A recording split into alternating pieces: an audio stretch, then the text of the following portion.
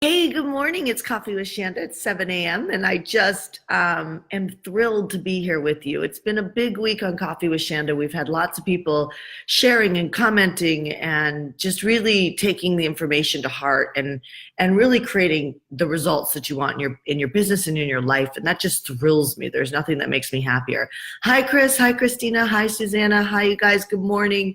I thought today I would open up for some questions where you can really hot seat yourself and I can hot seat you with any questions that you have in your business. And I love Coffees with Shanda like this because it allows me to have you tap my brain, and there's stuff that falls out of my brain into your business and into your life that really can benefit everyone. It's sometimes I'll give a strategy for somebody and it's like you never even thought about doing this ever inside your business or your life. And then all of a sudden you're like, oh, that would be something I would enjoy. And it has you start reassessing what it is that you're working on. So if you have a question that you want me to hot seat right now, go ahead in the comment section and just type it in. Just type in as specifically as possible. Just what is your question? What's the thing that you're wanting to solve inside your business? Ask that now, and then I'll go ahead and I'll answer. I'll look through the comments thread and I'll answer. Excuse me.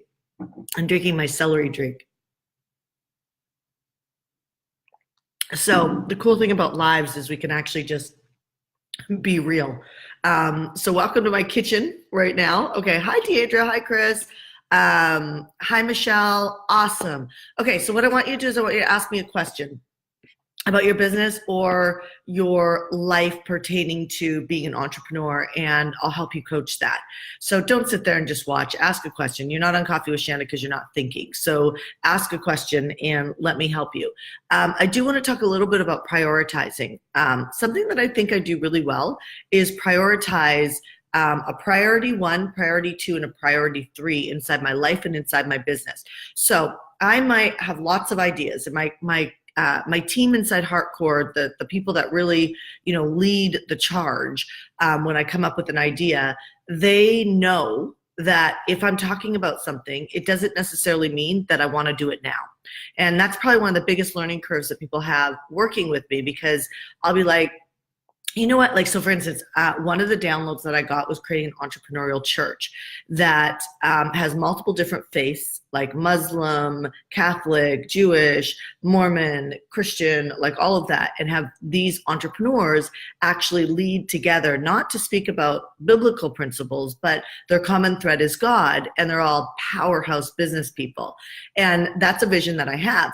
And we wanted to put it on the calendar this year, and it hasn't gotten on the calendar this year. But I'd say like every 2 weeks, we reassess and look at the priority board and go, okay, is this up? Is it up? Is it up? And every quarter, my COO asks me, like, she has a list of things that we committed to doing this year, and is this a priority yet? So what I do, and this really helps, is I say to my team when I'm thinking about something, this is a priority 1. Priority 1 means that we really want it done like now, and definitely within the next like 7 to 10 days. A priority 2 is really the next 2 weeks to 3 weeks, maybe a month, but it's a priority 2. It's coming up. It should be on our roster of what we're focusing on. Priority 3 is like, it's here. We're going to work on it, but we don't want any bandwidth being put to it. And the reason why this is critical for you to do is because often whatever's happening in your mind spins you, but often you spin the people you work with, or you spin the people in your life. And we spin them because we talk about all these things that we want to do, but then what happens is it's like that feeling of like, whew, that's a lot, right? And so we started the beginning of the year with, that's a lot. There's a lot on the plate that we want to do, but they're not all priorities. And what I've found leading teams and working with people is that if I don't think about it in the priority steps, 1, 2, 3, then what happens is that people start working on a lot of different things, and they're not things that are important. And if you want to do something like make sure that you have some, I don't think balance is a right word. I actually hate that word. But the closest thing to balance that I know is scheduling. And when you schedule, let's say, my husband and I are going to go hike Potato Chip. and we're going to do a staycation for a night. So we're actually going to like amp up our date night and go hike Potato Chip, which is a 3-4 hour hike. And then we're going to do a staycation where we spend the night in a hotel close to us and just, just like vacation in our town, and spend the night. And so it's scheduled, right? And that's like a huge quality day and night.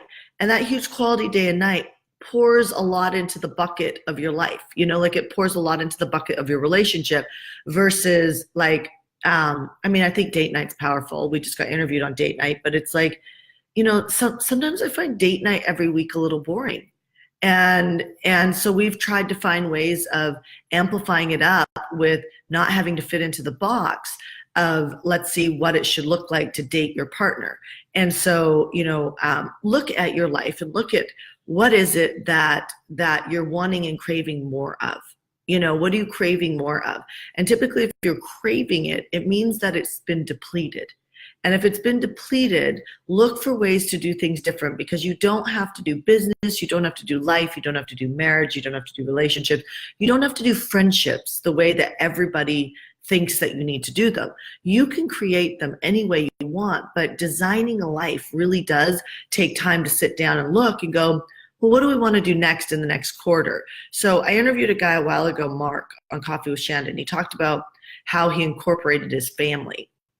And you can go back through the videos on the Hardcore Business page on Facebook, and you can actually look and see, and look for Mark. I mean, there's not a ton of guys that I interview, so it's going to be one of the last guys. If you're watching this video now, or watching this live right now, it's going to be one of the last guys that you see a split screen on, and his name is Mark, and he has incorporated his family. And one of the things that really stuck for me is like, run your family like you run your business. And I think that was an aha for me, because I was like, I don't really have a vision for my family. Like, I have a vision for what I want my life to look like, but it was like a realization, like, I don't have a vision for my kid. Like, I know what I want him to like, but I don't really have a vision. And it was an aha moment for me, because it's like, even when you're doing a great job at things, like, or even when you're kind of like look up and go, okay, I feel like I'm doing decent as a friend or a sister, or, as a parent, or in business, or my fitness, whatever it is. And you definitely know the areas that you're not doing great in, because they're the ones that they're pulling your energy, which means you got to handle that sooner or later. You're depleted in that area, which means you're starving for it. If you're starving for it, it's like you'll start to, you basically start to binge in the wrong areas. And then what happens is your life becomes really lopsided. So I don't think that anybody has this perfect. At least I've never met anybody that has this perfect. You have different seasons where your life is heavier in certain areas. But look at, what are you prioritizing? What are you prioritizing? And whatever you're spending your time or your money in is what you're prioritizing. And so are those the areas that you want to grow? If they are, fantastic. Are there areas in your life that you want to grow that you're not spending money or time on? Right? Money or time. And if that's the case, then look at, like, how can you sit down with your life and your calendar? And it's crazy. Like, you might feel depleted in your fitness, but just the simple act of hiring somebody to maybe for a month to cook for you, like healthy meals, or maybe for a quarter you're going to commit to working out with like an intense workout person that's going to whip you into shape. Just putting it on the calendar reduces the energy suck in your bandwidth. Not having it on the calendar, and it's something you should do, is something that just it prevents you from going all in the areas that you are going all in. Like, it prevents you from releasing that energy. Does that make sense, you guys? Are you hearing what I'm saying? Okay, so I wanted to talk to you about prioritizing 1, 2, and 3, because it makes a huge difference. So I'm going to shift now. Tiffany Mercer, I see you've got a question for me. Hi, Shanda, what's the biggest way to re-engage my email list after long periods of not emailing them? So first and foremost, never do that again, because when you're not communicating with your email list, it's like, it's like a relationship. It starts to go dead. So just like a relationship, it can be woken up. So a couple things, some good re-engagement just means you need to start the conversation again. So 5-day challenges are great. They're great because you basically Facebook Live in a Facebook group for 5 days, and you speak for just 10 minutes and do 10 minutes of Q&A. Don't go longer than 20 minutes on each Facebook Live, but you got to do the same day every single day, or the same time every single day. You got to pick a theme that is aspirational, that people aspire to be. Do not pick something heavy. Pick something that's really easy and really vision orientated for your client base to go after. So my last 5-day challenge was basically how to start a movement. It was how to start a movement, and I taught them how to authentically sell and from a place that actually aspires people to play a bigger game. So it was incredible content. I mean, it was incredible content. And so make sure that you don't look at a re-engagement campaign as a shallow approach to connect with people. I know that sounds weird, but often like I'll teach somebody like a strategy and they do it just to get the result. You actually have to throw your whole body at it, your whole mood at it, your whole inspiration at it, so that you really want people to get incredible results on that re-engagement campaign. So 5-day challenge is amazing. Pick something they would really aspire to be, right? So look at that. You can play with it, go in your mastermind and ask people what would inspire you the most out of these 3 topics. Don't give 5, don't give 4, don't give 6. I see people ask for feedback all the time in their Facebook groups and their masterminds, and they give like all these different options. Well, confused mind does nothing. So you want your 5-day challenge and you want your feedback from your mastermind, Tiffany, to be really, really clear. Ask them, what do you like better, A, B, or C? You know, what one inspires you the most, A, B, or C? And start getting some feedback from your mastermind about topics that aspire them in your industry. The other thing that's great is if you, so everybody loves to give advice. So one of the ways that I amp up a lot of my campaigns now is when I do a campaign or I do a launch or I do anything, I actually allow my email list to come along with me on the launch, and I ask them to give me advice. Right. And what I do is like I literally have them be able to give me feedback on advice. Right. So I'm about to do a product launch around, I'm just making this up, around, 5-day challenge. I'm about to do a product launch around how to do a 5-day challenge. And I'm going to make an offer at the end of the product launch that is work with me to do your 5-day challenge, right? So maybe that's my whole thing. I would go to my list, I'd say, would you give me advice on this 5-day challenge while I'm doing it? And what happens is those people will be much more engaged if they can give you advice. Now, you can do this very simply where you don't have to think about technology or anything like that, and say something like, would you give me advice on a great Netflix show? Would you give me advice on an eating plan that's really been sustainable for losing weight? Would you give me advice on how to reduce inflammation? Like, think about it. If I post that my son is sick online and he's got a cold, I will get the most amount of comments out of anything that I post, because everybody will be giving me advice. Give them, royal jelly honey, give them turmeric, you guys know what I'm talking about, right? Because you do it too. When you see people post something that you can help, you jump on the bandwagon to help. Well, Tiffany and anybody else, if your audience is not paying attention to you or not engaged to your email list, you haven't spoken to them for a while, then all you do is ask for advice. And when you ask for advice, they'll either hit reply to this email or click over to this blog and give me the advice on the comment section, whatever. It now wakes up the audience. So this is why you can take a very small list and make a ton of impact, right? You can create tons of impact if you are in relationship with them. So the minute after you send out, let's say, the Netflix, what's your favorite Netflix show? I did that a long time ago. It was authentic. I ran out of a Netflix show and I was like, I really want another good Netflix show. What's a great Netflix show? Click over to my blog and comment on the blog. And I mean, my husband and I used that for 2 months, 3 months, by going back and looking at all the references people gave us. It was super useful. But if I sent out, let's say, a lead gen email or an offer the next day or anything the very next day or that night at 5 p.m., then boom, we would have had a lot of takers. So after you re-engage anybody, then the next set of communication has a high response rate. So that kind of takes it all the way through. Perry, what is the best way to sell group coaching programs in a webinar? Have a registration page, have registration page on webinar, or have them book a call with me. Depends. You have a really good size list. I don't know how engaged they are, so I'm kind of shooting a little bit in the dark. But let's say they're decently engaged and you have a good size list like you have. I would recommend that, first of all, your webinar is influencing the number one thing that your group coaching program offers. So you don't want to just go and just do an aspirational webinar.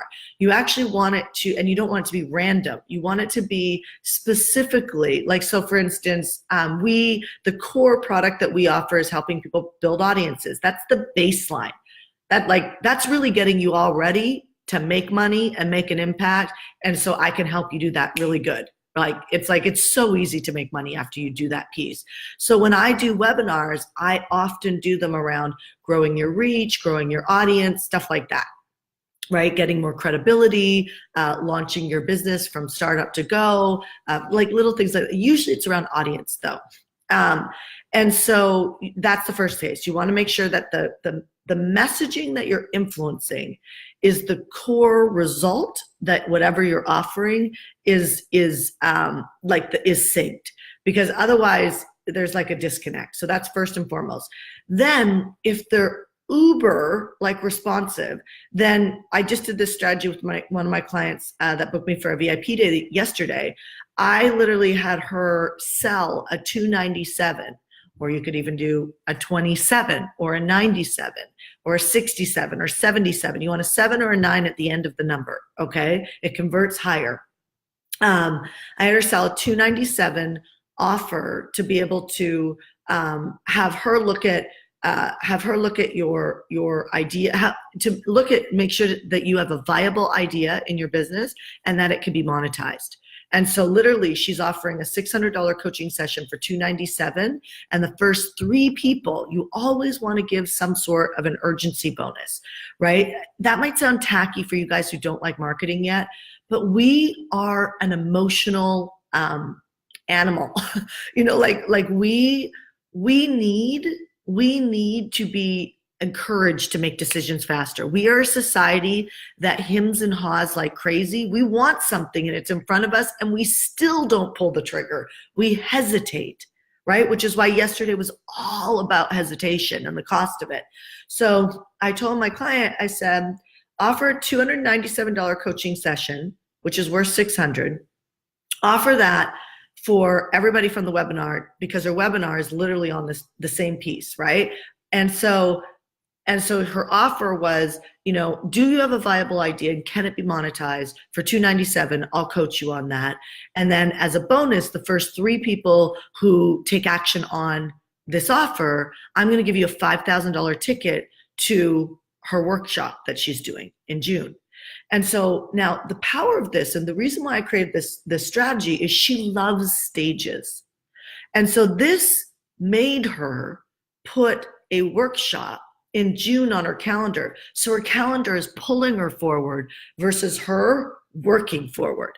I always like to get the intensity out of us growing a business, because intensity creates survival, not thriving. So for Perry, I would actually recommend that you do something along that way, where you want to offer, you want your bonus to be, so maybe you want to do a retreat, you could rip off that whole funnel. It would work really great. If you offer a free opportunity to talk to you, then often you will either get inundated, and then you've got to, like, say you end up with 200 or 100 or 50 I solves, right? Our sales conversation. Then out of that 50, you might have 15 that are viable people who really want to invest. So you had a lot of conversations with a lot of people who necessarily didn't want to invest. Now I say this for you because I know your audience is bigger now. And so we want to kind of weed through that a little bit. If you have a small audience, I would love you to make a free offer, because I want you to talk to everyone. Okay, I want you to have no barriers of entry to get to you. But with Perry, I think she's going to have a pretty good response rate off of that. So that would be my advice. If you do the offer without the urgency bonus, you won't have as high as a conversion. When you do a webinar, 25% show up rate on the webinar is great. Like, know that you're winning at 20 or 25%. Make sure you send lots of reminder emails, like 3 or 4, moving up to the time of the webinar starting, 15 minutes before, and we're live now. Are you coming? The subject line could be, are you coming? Okay, awesome. So Susie, I love that you're a Christian and I'm not, and that we are still in such alignment. Beautiful. Many pathways lead to the same mountain and we all meet at the top. For sure, Susie. I mean, I'm a huge fan on the fact that, yes, I am Christian, but I used to be just spiritual. And I think that whether or not, whatever our belief systems are, we can still be friends. I mean, that's how you create world peace, right? Shelly, life, family, work balance is always a struggle. I think it's important for my kids to see me working hard and that I want and working for what I want, but I also want to be able to unplug. For sure. Which I struggle to take time off. I block off. I time block every day, but I'm a busy realtor and things pop up. Okay, so Shelly, I used to be in real estate. I don't know if you know that. And I was probably the only real estate agent that didn't work on the weekends. And I had one of the most booming businesses you could imagine. So just like in my company now, I tell people when I work. Like I literally, and so you might not want to say to someone, I'm taking a day off, because I understand, right? You don't want to say that. You don't want the customer to feel that. And you don't want them to feel they're not important, or that you're not ready to hustle and work. So what you say is I'm already committed. I'm already committed on Friday and Saturday, or I'm already committed on Friday. Or, people do respect. It's kind of like giving to nonprofits. When you're a company that gives to a charity, that tells a lot of people about who you are as a human being. When you're an entrepreneur that says, Saturdays are my family days, I'm telling you, it's just as powerful. People respect it. So don't be afraid to share that stuff with people. Like when you have a new client or you have a new person, right off the bat, don't wait to react and have to give them that information.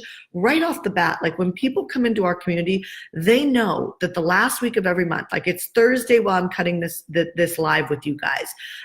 Tomorrow will be the last Facebook Live of the month.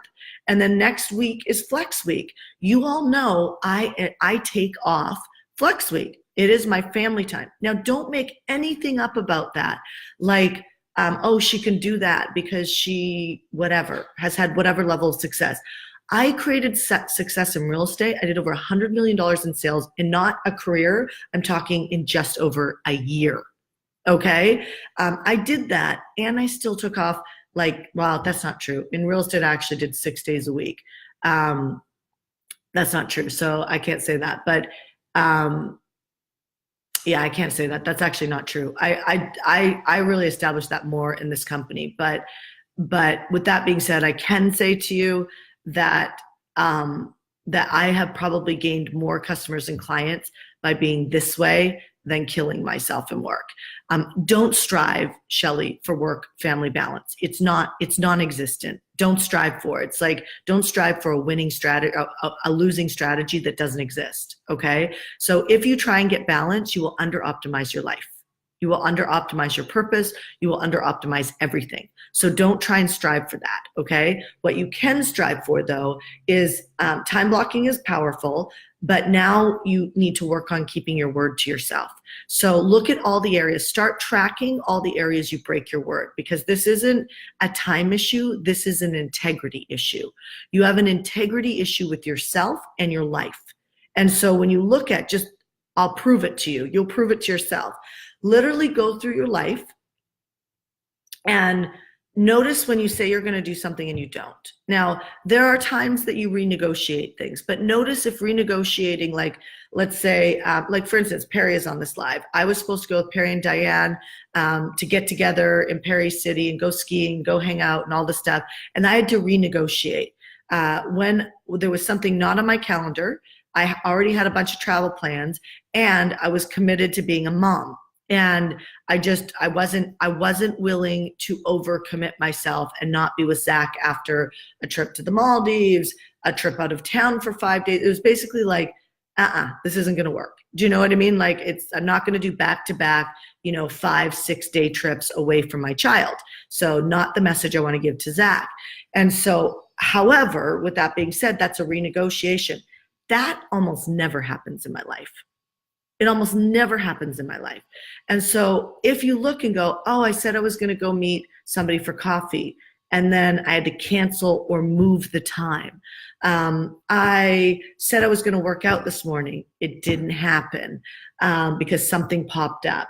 I said I was going to take that, that vacation. You get what I'm saying. Start paying attention, Shelley, about all the areas that you break your word to other people and yourself.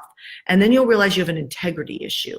If you just start focusing on, I always keep my word, I always keep my word, I always keep my word, and you just say that for the next 6 months to a year of your life, you're going to find that that whole piece starts to work out. Because when you give a commitment to a time block, you always keep your word. So you're just learning how to always keep your word. Now, there's a payoff for not keeping your word.